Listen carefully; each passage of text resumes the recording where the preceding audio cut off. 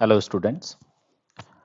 तो इस दूसरे वीडियो में आज हम क्वेश्चंस करेंगे जेईई मेन में आए हुए previous year questions, number of functions, one functions, onto functions, इन सबसे रिलेटेड, और कुछ questions number of increasing functions and number of non decreasing functions, इससे भी रिलेटेड फर्स्ट क्वेश्चन से। फर्स्ट क्वेश्चन देखें, बहुत ही सिंपल सा, अभी बिल्कुल फेब्रुवरी अटेम्प्ट में आया था 2021 में। इसमें क्या गिवन है? इसमें ये गिवन है कि सेट ए में नंबर ऑफ एलिमेंट्स 3 हैं और सेट बी में नंबर ऑफ एलिमेंट्स 5 हैं। तो सेट ए से सेट बी में हमें number of one functions find करने हैं और उसकी वैल्यू उन्होंने बताई है x होगी। तो ये हम बिल्कुल ऐसे सोचें कि वन फंक्शंस मैंने बताया था पर्सनल नौकर, कि अगर 3 मालिक हैं यहाँ पे और 5 सर्वेंट्स हैं, तो क्या हर कोई एक पर्सनल नौकर रख सकता है? बिल्कुल रख सकता है। तो कितने तरीक़ों से? तो पहले उन 5 में से सेलेक्ट कर लेंगे कौन से 3 सर्वेंट्स, और फिर ये 3 मालिक और 3 नौकर को आपस में अरेंज कर देंगे 3 फैक्टोरियल नंबर ऑफ वेज से। तो ये अगर हम ध्यान से देखें तो कितना आ जाएगा? It would be 5c3 is 10 into 10 into 6 is 60। या आगे जो क्वेश्चन है उसमें ध्यान से देखें तो कुछ एग्जैक्ट वैल्यू निकालने की जगह कुछ रिलेशन के बारे में बात हुई है, तो मैं इसको 10 इंटू 6 या 3 फैक्टोरियल ही रहने देंगे। फिर देखते हैं, इवेलुएट करते हैं y को। y के बारे में ये बताया है कि total number of functions from set a to set a cross b। तो अगर सेट a में नंबर ऑफ एलिमेंट्स 3 हैं और सेट b में नंबर ऑफ एलिमेंट्स 5 हैं, तो हम इजीली बता सकते हैं कि सेट a क्रॉस b में नंबर ऑफ एलिमेंट्स कितने होंगे? 15। तो अब ये कहना चाह रहे हैं कि इनपुट कहाँ से लेंगे? ए से, और आउटपुट कहाँ से लेंगे? तो ए क्रॉस बी से। तो ए क्रॉस बी में नंबर ऑफ एलिमेंट्स कितने हो गए? 15। तो अब यहाँ पर 3 मालिक हैं और 15 नौकर हैं, और पर्सनल नौकर्स की बात हो रही है यहाँ पे। तो अगेन यहाँ पे नंबर ऑफ पेज अगर हमें फाइंड करने हैं तो क्या हो जाएगा? पहले उन 15 में से हम 3 को सेलेक्ट करेंगे और फिर 3 मालिक और 3 सर्वेंट को आपस में अरेंज कर देंगे 3 फैक्टोरियल नंबर ऑफ वेज से। तो अब यहाँ पर x और y में रिलेशन अगर हम जानना चाहते हैं तो ज़रा ये 15c3 को इवेलुएट करें। So we will get 15 to 14 into 13 upon 3 factorial into 3 factorial. तो 3 फैक्टोरियल 6। तो 15 और 14 में से एक 3 से यहाँ पे 5 टाइम्स और एक 2 से ये 7 टाइम्स। सो 7 इंटू 5 35 इंटू 13। तो मैं इसको लिखना चाहूँ तो ऐसे लिख सकता हूँ 91। तो यहाँ पर x जो गिवन है उसको हम लिख देते हैं कितना? x को लिख देंगे 2 टाइम्स 5 इंटू 3 फैक्टोरियल। और यहाँ पर y को अगर हम देखें वापस से तो y में 91 और ये 5 इंटू 3 फैक्टोरियल, यहाँ पर इसको अगर हम रिप्लेस करना चाहें x से तो ये 2 इंटू 5 इंटू 3 फैक्टोरियल x के इक्वल है। तो मैं क्या करूँगा, वहाँ से लिख सकता हूँ 5 इंटू 3 फैक्टोरियल को x बाय 2। तो इस तरीके से हमारा आंसर आ जाएगा 2y इक्वल्स टू 91x। बहुत ही सिंपल क्वेश्चन था ये वाला। To the second question. इस क्वेश्चन में गिवन है ए में एलिमेंट्स हैं 3, ए बी सी, और बी में 4 एलिमेंट्स हैं 1 2 3 एंड 4। फिर यहाँ पर क्वेश्चन बहुत ही सिंपल है, लेकिन इन्होंने लैंग्वेज कुछ ऐसी लिखी है कि वो लैंग्वेज तुम्हें पहचानना पड़ेगा। क्या गिवन है यहाँ पे कि एक सेट है C इक्वल्स टू करके, इस तरीके से, जहाँ पर C का जो एलिमेंट है वो क्या है? F। कैसे F? जो कि डिफाइंड है A टू B में, और उसमें और क्या क्या इन्फॉर्मेशन गिवन है F के बारे में? तो F इज नॉट 1 1। एक चीज़ ये बताया कि F 1 1 नहीं हो सकता। और सेकेंड इन्फॉर्मेशन क्या गिवन है कि F of A belongs to f of a। इसका क्या मतलब है? इसका ये मतलब है कि 2 जो है वो हमारे रेंज में जरूर आना चाहिए, मतलब रेंज में 2 आएगा। ठीक, तो इस क्वेश्चन में अगर ये गिवन है कि भाई 2 को मैप करना ही करना है और 1 1 नहीं होना चाहिए, 1 1 नहीं होना है मतलब कोई भी पर्सनल नौकर नहीं रख सकता यहाँ पे, और 2 हमारे आंसर में होना ही चाहिए, मतलब 2 को मैप करना ही करना है। तो देखो ये फिर तो कई सारे केसेस बन जाएंगे यहाँ पे, जैसे सबसे सिंपल केस कि कुछ भी पुट कर लो सबसे 2 ही आ जाए। फर्स्ट केस देखें कि इन तीनों का सेम नौकर हो जाए, इन तीनों ने 2 को ही नौकरी पर रख लिया, तो इस केस में दोनों गिवन कंडीशन को फुलफिल करता है, 1 1 भी नहीं होगा और एफ ऑफ ए मतलब हमारे 2 जो है वो रेंज में आ भी रहा है। तो ये फर्स्ट केस में नंबर ऑफ फंक्शंस कितने बनेंगे, तो ये एक ही मैपिंग होगी, तो इस केस में नंबर ऑफ फंक्शंस 1 बनेंगे। तो केस 1 हमने ले लिया कि जब एफ ऑफ एक्स क्या बन जाए, 2 बन जाए, तो ऐसे कितने फंक्शंस होंगे, एक फंक्शन होगा ऐसा। नेक्स्ट केस 2 की बात करें, केस 2 में हमने देखा कि अब तीनों लोग इसको 2 को नौकरी पे नहीं रख रहे, कोई 2 लोग रख रहे, कोई 2 पर्सन्स इसको नौकरी पे रख रहे हैं 2 को, सर्वेंट नंबर 2 को। तो अब सबसे पहले तो हम डिसाइड करेंगे कि कौन से 2 लोग, इस ABC में से कौन से 2 लोग हैं जो 2 को अपना सर्वेंट बनाना चाहते हैं। तो 3C2 से हमने डिसाइड करा, फिर उन लोगों को मैप कर दिया, जो भी 2 पर्सन्स थे, सपोज A और B, इन लोगों ने इनको मैप कर दिया। तो 3C2 इंटू उनको मैप करने का एक तरीका। फिर आगे अब C को मैप करना है, तो क्या मैं C को 2 से मैप कर सकता हूँ, नहीं कर सकता। क्यों, क्योंकि ये केस 1 में हम ऑलरेडी कवर कर चुके हैं। तो अब C जो है वो 1 3 4 इनमें से किसी से भी मैप हो सकता है, तो उसके पास 3 ऑप्शन है। तो सेकंड केस में हमने देखा कि अब 2 को 2 लोगों ने नौकरी पे रखा है, एग्जैक्टली 2 लोगों ने नौकरी पे रखा है, तो ऐसे कितने नंबर ऑफ फंक्शंस बन जाएंगे, 3C2 is 3 into 1 into 3, that would be 9 number of functions. Case 3 और क्या हो सकता है, तो और ये हो सकता है कि अब 2 को एग्जैक्टली एक ही पर्सन ने रखा हो नौकरी पे। इसका क्या मतलब, तो हम पहले 3C1 से सेलेक्ट कर लें कि किसने रखा है उसको। ठीक, तो सपोज B ने उस 2 को नौकरी पे रखा है। ठीक, एग्जैक्टली एक पर्सन की बात हुई। तो अब A और C जो है वो 2 को तो मैप नहीं कर सकते, A और C जो है वो 2 को नौकरी पे नहीं रख सकते, फिर नहीं रख सकते, और दूसरी कंडीशन ये भी है कि 1 1 भी नहीं हो सकते। तो इसका ये मतलब है कि A और C 2 से मैप नहीं होंगे, और A और C अब जिससे भी मैप्ड होंगे दोनों सेम ही पर्सन से मैप होंगे। तो फिर यहाँ पर तो 1 3 4 3 लोग ऑप्शन में है, तो इन 3 में से किसी एक को सेलेक्ट कर लेते हैं।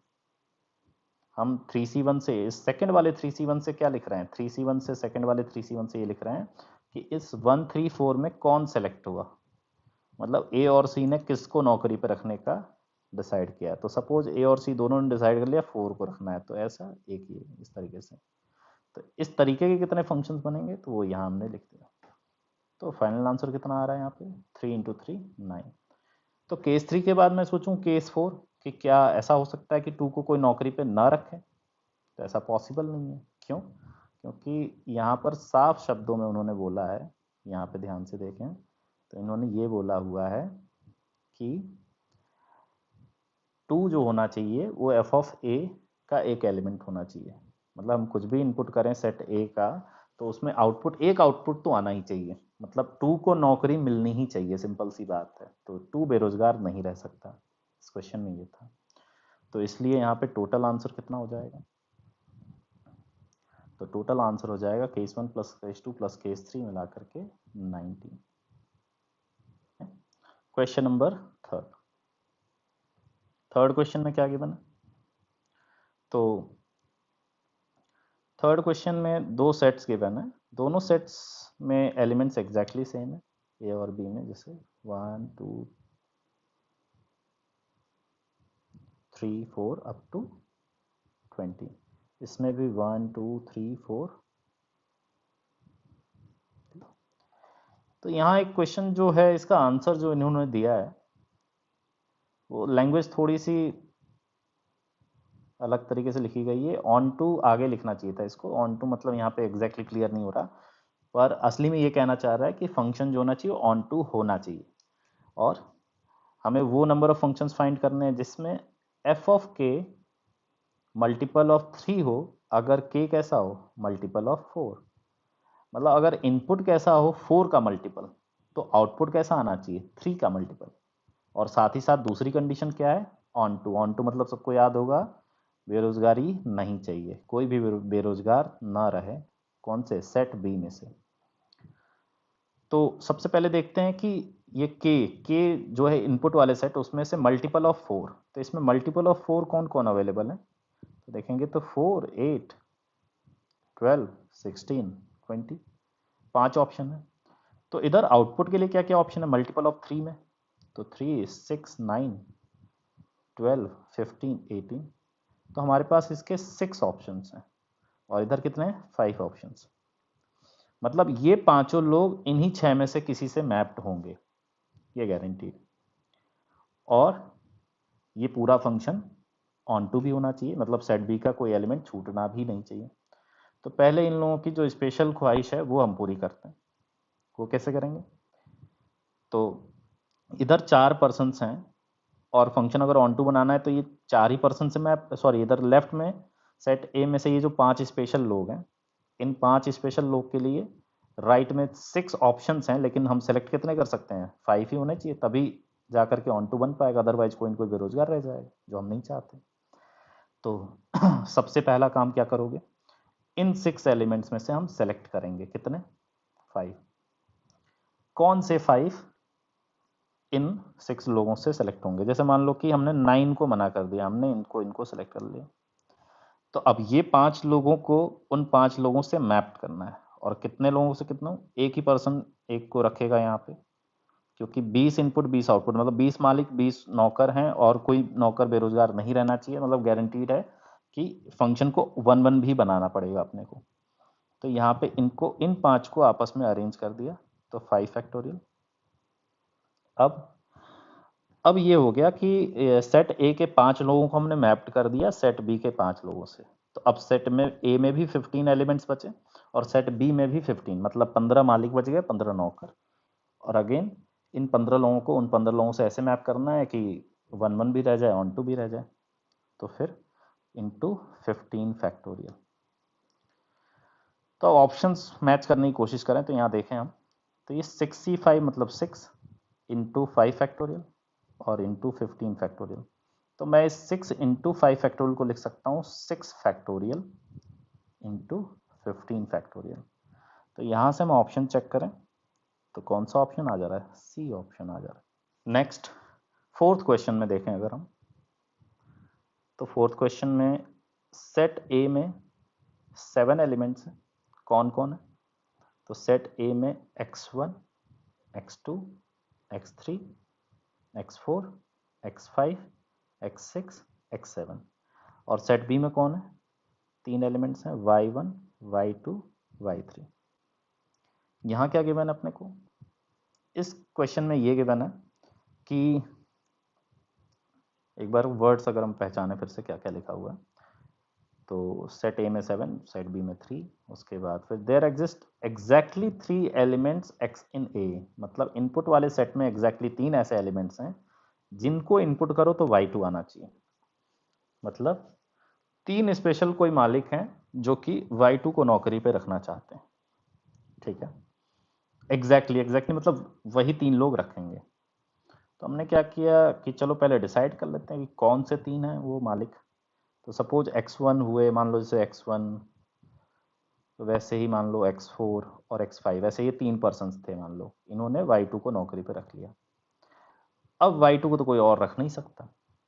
फिर क्वेश्चन में और देखें, और कोई एक्स्ट्रा कंडीशन है, कोई एक्स्ट्रा कंडीशन नहीं है, फंक्शन की बात हुई है, नंबर ऑफ फंक्शंस, बस ये कंडीशन थी। तो अब हमें सोचना है कि ये 4 जो एलिमेंट्स हैं सेट ए में, उनको इन 2 एलिमेंट से मैप करना है, ठीक है। तो हाँ नहीं नहीं नहीं नहीं, यहाँ पर एक छोटा सा शब्द है ऑन टू भी लिखा हुआ है, मैंने ध्यान नहीं दिया था। तो हमें ये भी ध्यान देना कि फंक्शन ऑन टू भी हो जाए। ऑन टू मतलब सेट बी का कोई भी एलिमेंट छूटना नहीं चाहिए, मतलब कोई बेरोजगार ना रहे। तो भाई वाई टू को तो नौकरी मिल गई है, उसको और कोई नौकरी देने भी नहीं वाला है।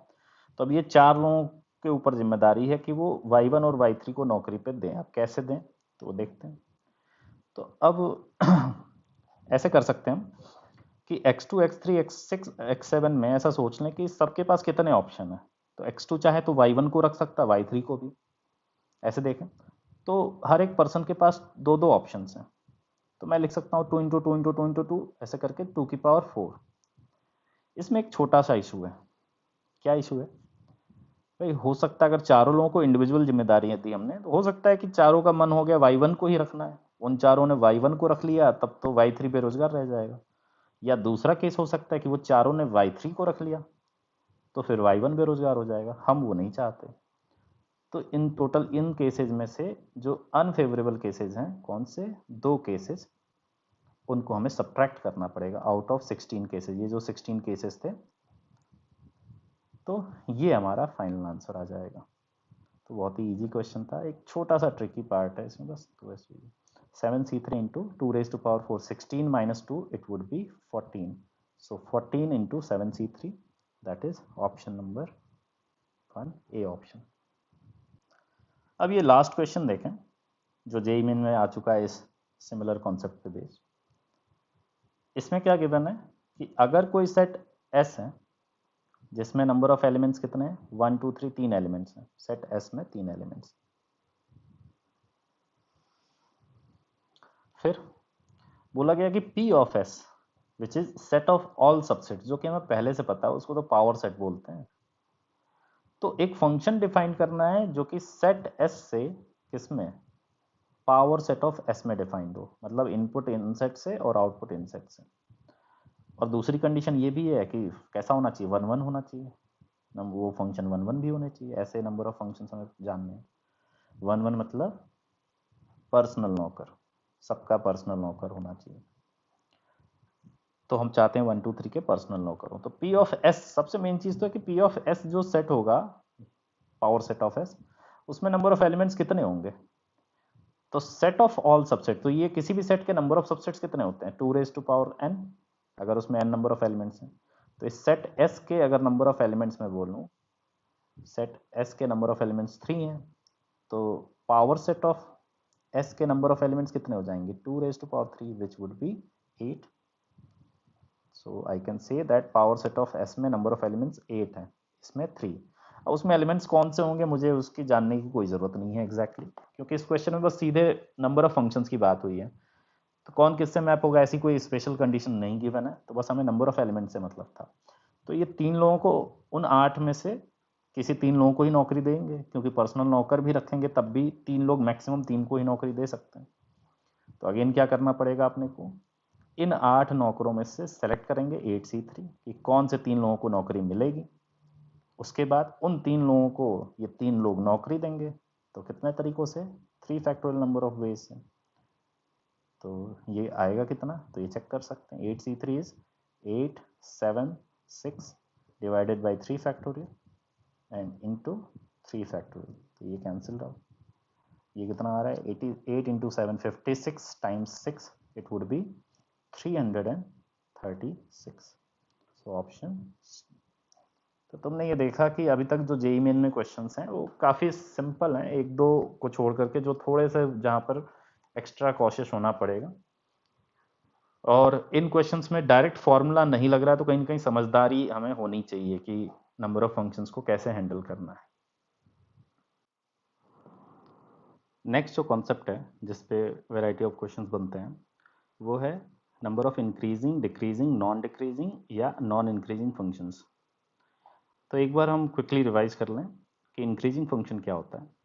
तो आई और जे अगर दो इनपुट हम कर रहे हैं, जिसमें आई जो है छोटा इनपुट है, जे अगर बड़ा इनपुट है, तो अगर जे का आउटपुट हमेशा बड़ा है आई के इनपुट से, for all I J belongs to, कोई भी आई और जे अगर हम ले लें, for all I J belongs to domain of function F, function F के डोमेन के कोई भी आई और जे, मतलब दो उसमें से वैल्यूज उठा करके अगर हमने इनपुट करा, तो हमारा जो बड़ा इनपुट है उससे अगर हमेशा हमेशा अगर बड़ा आउटपुट आता है तो स्ट्रिक्टली इंक्रीजिंग फंक्शन कहलाता है।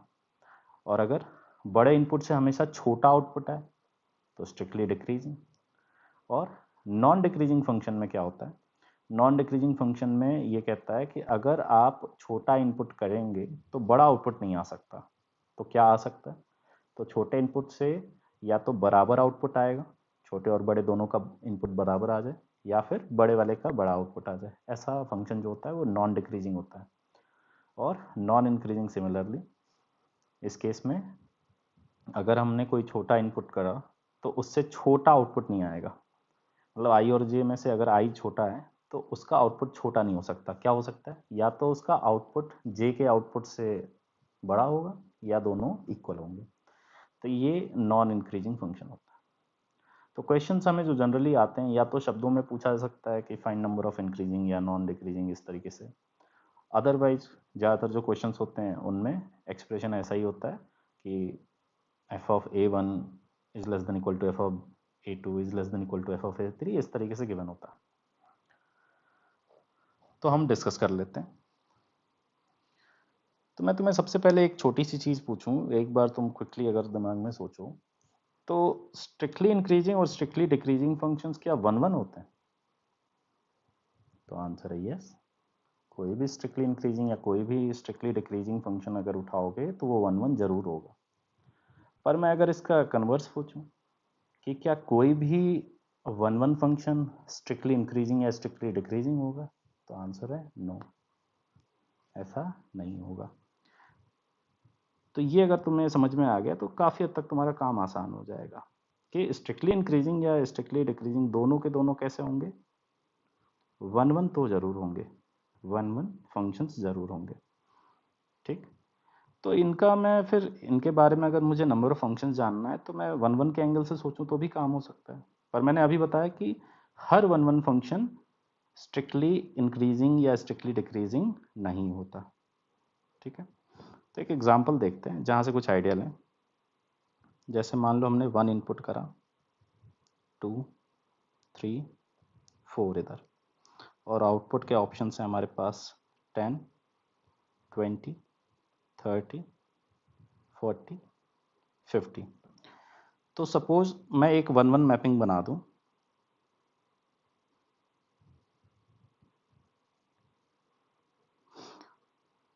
तो अगर मैं ये पूछूं कि क्या ये स्ट्रिक्टली इंक्रीजिंग या स्ट्रिक्टली डिक्रीजिंग है, तो आंसर है नो, ये दोनों में से कुछ भी नहीं। रीजन, जैसे 1 एक छोटा इनपुट है तो उसका आउटपुट बड़ा आ रहा है। ठीक है। तो फिर तो ये अपना इंक्रीजिंग की तरफ जा रहा है, 2 के कॉरस्पॉन्डिंग देखें तो, सॉरी डिक्रीजिंग की तरफ, जो कि पैटर्न आगे फॉलो नहीं हो रहा है।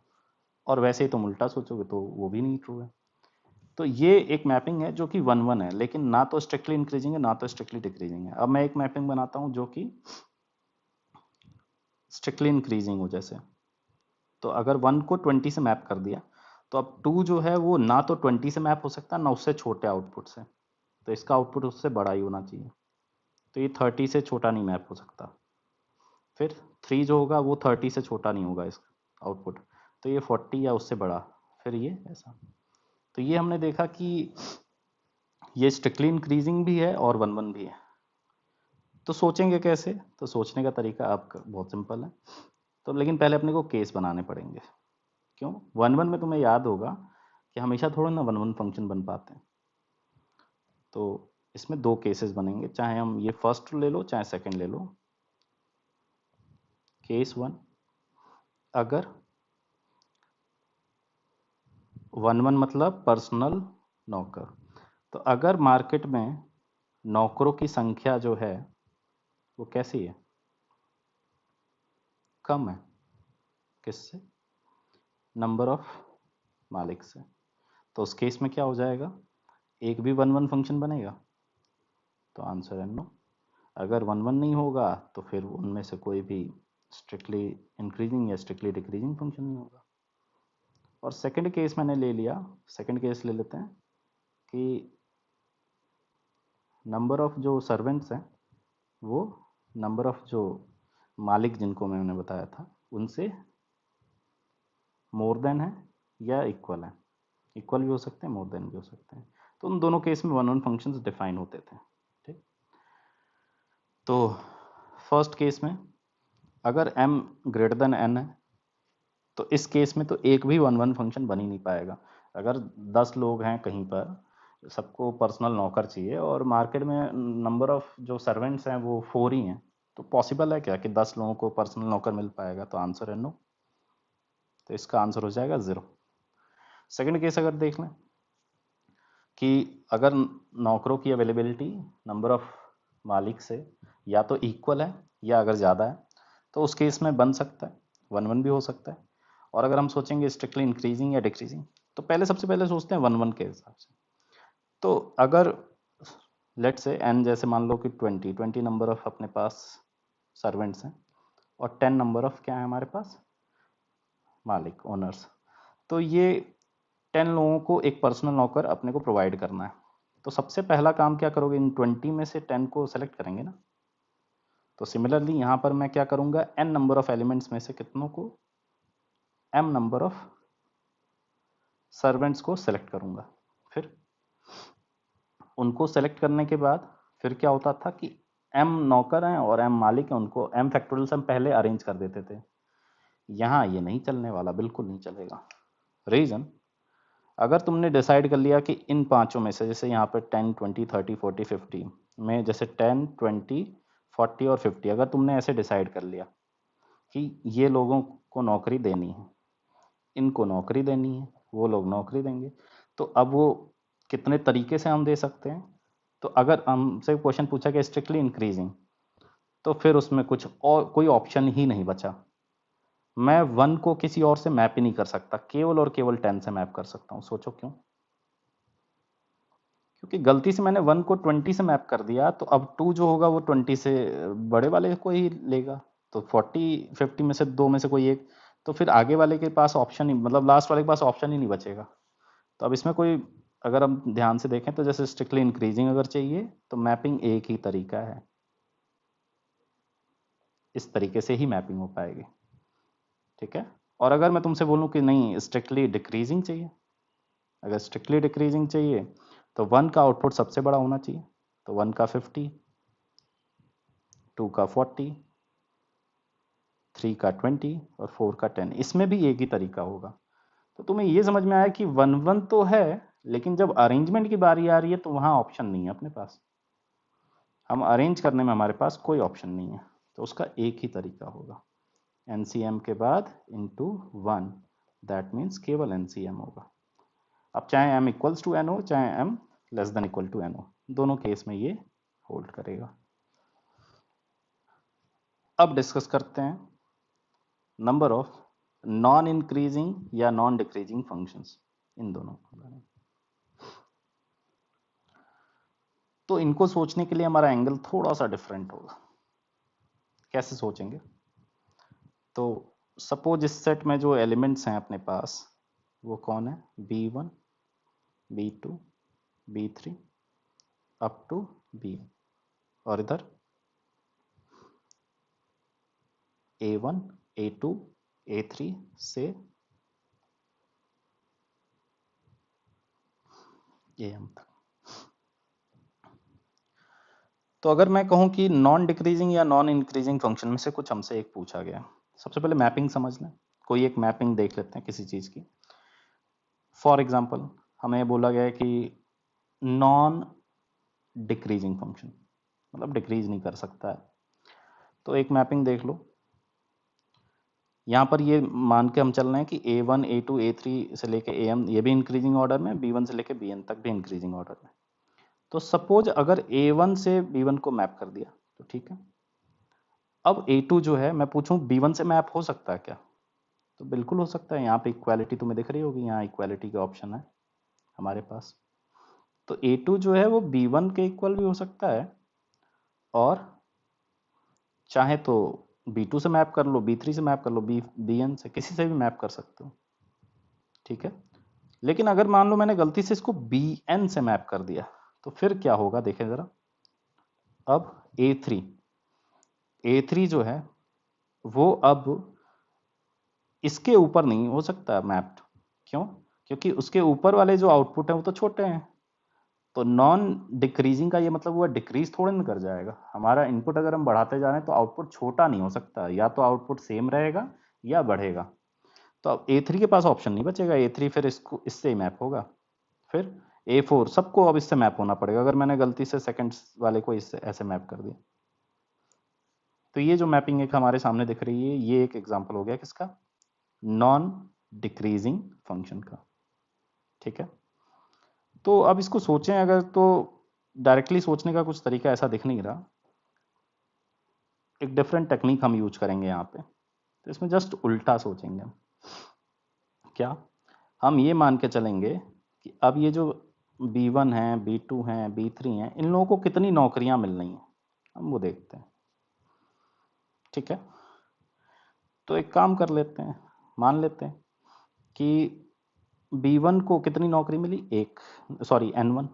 N1 नंबर ऑफ नौकरियां मिली हैं। मतलब वो जैसे पिछली बार जो मैंने मैपिंग बनाई थी, इन सबको मैप करा था किससे?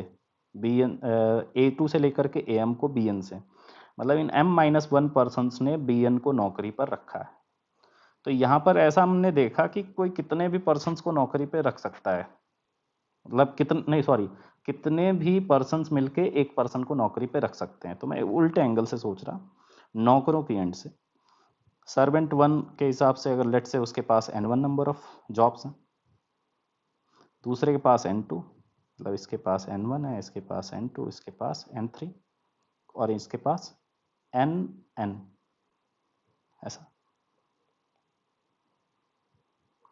ऐसा लिख दे रहा हूँ मैं, जॉब 1 N1 से लेकर के इनको लिख देते हैं हम, थोड़ा NN बार बार आ रहा है ना। तो job 1, job 2, job 3, job N। तो J1 plus J2 plus J3 up to JN। तो इन सभी लोगों को मिलकर के नौकरियां दे कौन रहा था? तो वो M पर्सन्स। तो इन N नंबर ऑफ पर्सन्स को नौकरियां मिली कितनी होंगी? तो इन सभी लोगों को मिलकर के जो नौकरियां मिली होंगी वो M नंबर ऑफ जॉब्स। अच्छा, अब मैं पूछूं कि किसको कितनी जॉब्स मिल सकती हैं, तो अभी जस्ट मैंने पिछला एग्जांपल दिखाया था, तो उसमें तुमने देखा B1 को कितनी जॉब मिली थी? एक। B2 से लेके BN-1 ये सब जॉबलेस थे, इनको किसी से जॉब नहीं मिली थी। जैसे मैं फिर से एक मैप वही वाला मैपिंग बना दूं,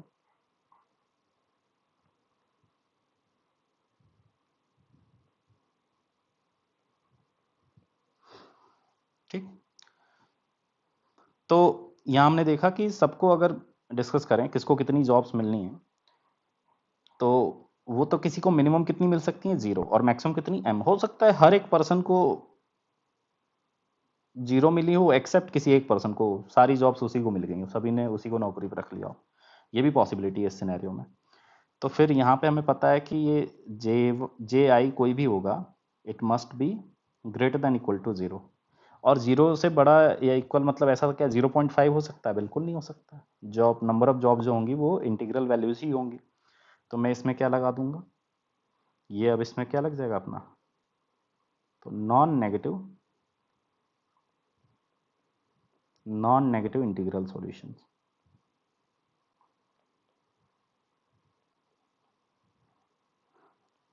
तो कितना आ जाएगा answer non negative integral solutions?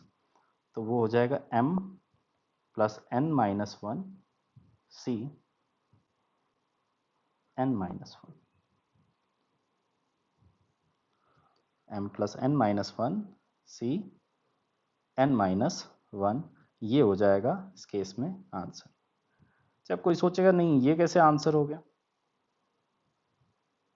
इसकी क्या गारंटी है कि ये आंसर है? तो वो भी देखते हैं क्यों गारंटी है, इतने से ही क्यों गारंटी हो जा रही कि यही फाइनल आंसर होगा।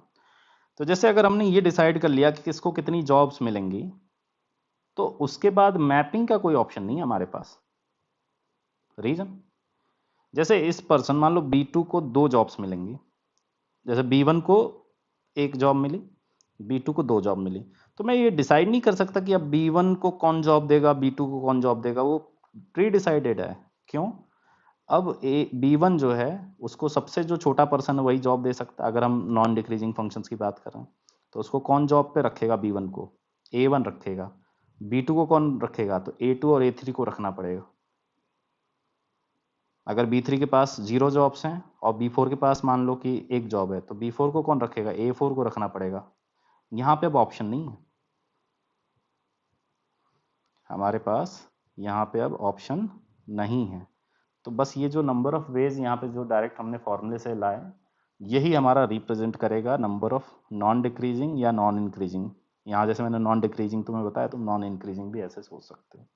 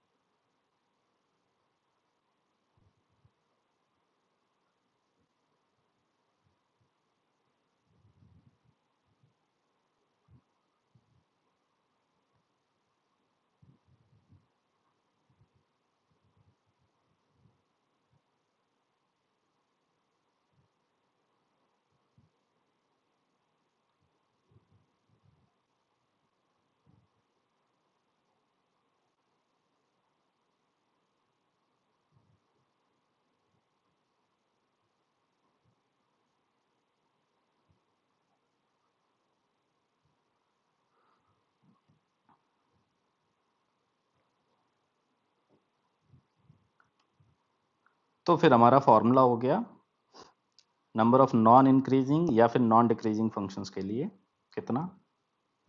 तो m plus n minus one C n minus one, ये यहाँ पे फॉर्मूला निकल के आया। अब फॉर्मूला ना भी याद रखो तो बस ये तरीका याद रखना है कि हमें ये सोचना है कि किस सर्वेंट को कितनी जॉब मिली, और बस दैट इज सफिशिएंट। केवल वो इक्वेशन सॉल्व कर लेंगे तो हमारा नॉन इंक्रीजिंग या number of non decreasing functions मिल जाएंगे। इस क्वेश्चन को एक बार पॉज करके देख लो। तो इसमें जो जो चीज़ें पूछी हैं, सेट ए में 5 एलिमेंट्स हैं, सेट बी में 8 एलिमेंट्स हैं। तो फर्स्ट पार्ट में हमसे पूछा गया है number of functions from A to B. So वो तो बहुत ईजी है, कितना? 8 की power 5 and it can be rewritten as 2 cube raise to power 5 which would be 2 raised to power 15। B second वाले में देखें तो number of increasing functions from A to B. तो इंक्रीजिंग में मैंने बताया था कि हमें पहला एंगल क्या सोचना है? 1 1। तो इसमें 5 एलिमेंट्स हैं, इसमें 8, 1 1 सोचना है। तो इस 8 में से 5 लोगों को नौकरी पर रखना है, पर्सनल नौकर रखना है, तो 8C5। फिर मैंने बताया था कि इतना तक तो ठीक है, पर आगे मैपिंग में ऑप्शन नहीं है। जो 5 पर्सन इधर सेलेक्ट कर लिए, जो 5 इधर सेलेक्ट कर लिए, इंक्रीजिंग ऑर्डर में ऐसे उनको डायरेक्टली ऐसे मैप करना पड़ेगा। मैपिंग के लिए हमारे पास कोई एक्स्ट्रा ऑप्शन नहीं होगा। तो इंटू 1, तो 8C5 इंटू 1, तो 8C5 के इवेल्युएट करें तो 8 into 7 into 6 divided by 6 which is 56। तो बी का आंसर आ गया 56। फिर सी पार्ट के लिए, सी पार्ट को देखें तो non decreasing functions. Non decreasing functions कैसे बताया था? तो हमें ये सोचना है कि इधर जो 8 पर्सन्स हैं, इधर जो 8 सर्वेंट्स हैं, सबको कितनी कितनी जॉब्स। तो लेट से पहले पर्सन को N1 जॉब, दूसरे को N2, और वैसे N8 8वें पर्सन को। और कुल जॉब्स अवेलेबल कितनी हैं? तो कुल जॉब्स जो अवेलेबल हैं वो 5 हैं। और यहाँ पर N1 से लेके N8 तक इनकी वैल्यूज कहाँ से कहाँ तक हो सकती हैं? तो 0 से लेके 5 तक। तो इसमें क्या लग जाएगा? Number of non negative integral solutions का फॉर्मूला। तो वो इवेल्युएट करोगे तो कितना मिलेगा? 5 plus 8 minus 1 C 8 minus 1 which is 12C7। अब 12C7 को इवेल्युएट करें तो इसको 12C5 भी लिख सकते हैं। फिर 12 to 11 to 10 into 9 into 8 upon 5 factorial, तो 5 फैक्टोरियल 120 होता है। तो यहाँ पर देखें तो 120, ये 12 इंटू 10 120 कैंसल आउट, और फिर 9 into 8 72 into 11, 72 into 11 it would be 792। ठीक, एक ऑप्शन और गिवन है 33 इंटू 4 फैक्टोरियल, वो भी चेक कर लें कि क्या इसको 33 इंटू 4 फैक्टोरियल लिख सकते हैं क्या। तो जरा देखें, तो 11 इंटू 3 इंटू 3 इंटू 8 इस तरीके से लिख सकते हैं, तो ये 24 बन जाएगा, और ये 33 इंटू 4 फैक्टोरियल, तो इसको ऐसे भी लिख सकते हैं 33 इंटू 4 फैक्टोरियल। फिर डी पार्ट, तो डी पार्ट में ये चीज़ बहुत ध्यान देने की जरूरत है कि ए बी सी में तो ए टू बी में गिवन है क्वेश्चन, डी पार्ट में ए टू ए में ही पूछा है।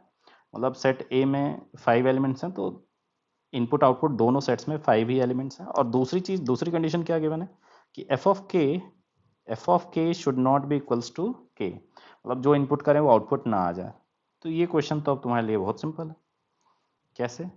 डीरेंजमेंट, सीधे डीरेंज कर देंगे हम, कितने, उन 5 पर्सन्स को डीरेंज कर देंगे। तो यहाँ फॉर्मूला आ जाएगा D5 कितना होता है 5 factorial 1 minus 1 by 1 factorial plus 1 by 2 factorial minus 1 by 3 factorial plus 1 by 4 factorial minus 1 by 5 factorial. और अगर इवेलुएट करोगे तो चेक कर लेना, ये वाला ब्रैकेट आ जाता है कितना 44 अपॉन 5 फैक्टोरियल। तो ultimately you will get 44 as the answer. तो अगर हम देखें तो फाइनल आंसर क्या हो जाएगा,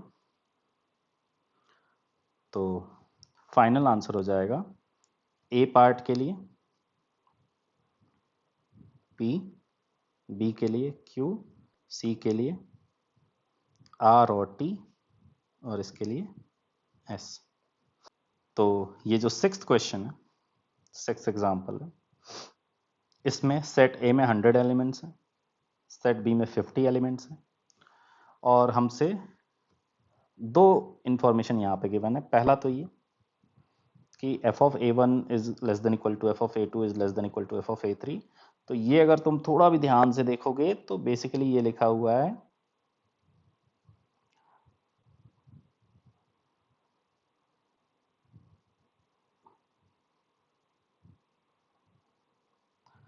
नॉन डिक्रीजिंग फंक्शन।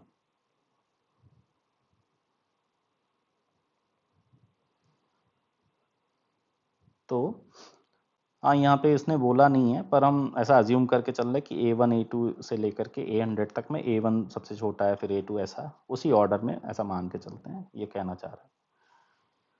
तो ये नॉन डिक्रीजिंग फंक्शन होना चाहिए, और इसमें एक एक्स्ट्रा कंडीशन भी गिवन दिख रही है। क्या? Number of onto functions. कैसे हैंडल करेंगे दो गिवन कंडीशंस को लेकर के कि ऑन टू भी होना चाहिए, नॉन डिक्रीजिंग भी होना चाहिए। चलो देखते हैं।